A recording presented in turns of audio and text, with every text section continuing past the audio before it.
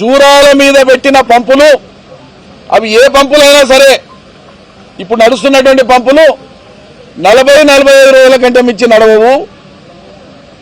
ఈరోజు శ్రీశైలం మీద పెట్టినటువంటి పంపులు ఏవైతే కేఎల్ఐ పంపులు ఉన్నాయో, కల్వకుర్తి లిఫ్ట్ ఇరిగేషన్ పంపులు ఉన్నాయో 220 నుంచి 240 రోజులు నడుస్తున్నాయి సగటున ప్రతి ఏడు.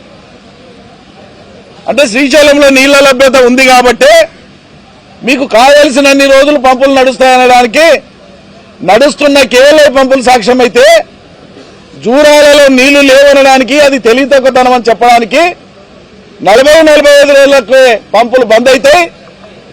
భీమాకు జూరాలకు క్రాప్ హాలిడే ఇస్తాం మేము ఘనమైన సర్కారు అని చెప్పుకునేటువంటి మీ సర్కారు దీనికి నిదర్శనం. ఈ తెలివితక్కువతనం ప్రజల్లోకి పోవాలనేటువంటి ఉద్దేశంతోనే మరో జల పోరాటానికి శ్రీకారం చుడుతున్నది బీఆర్ఎస్. ఇది కేవలం పాలమూరు ప్రయోజనం, రంగారెడ్డి ప్రయోజనం, నల్గొండ ప్రయోజనం, కృష్ణానది జలాల మీద హక్కు భుక్తమైనటువంటి అసలు సిసలు హక్కుదారుల యొక్క న్యాయమైనటువంటి పోరాటం ఇది.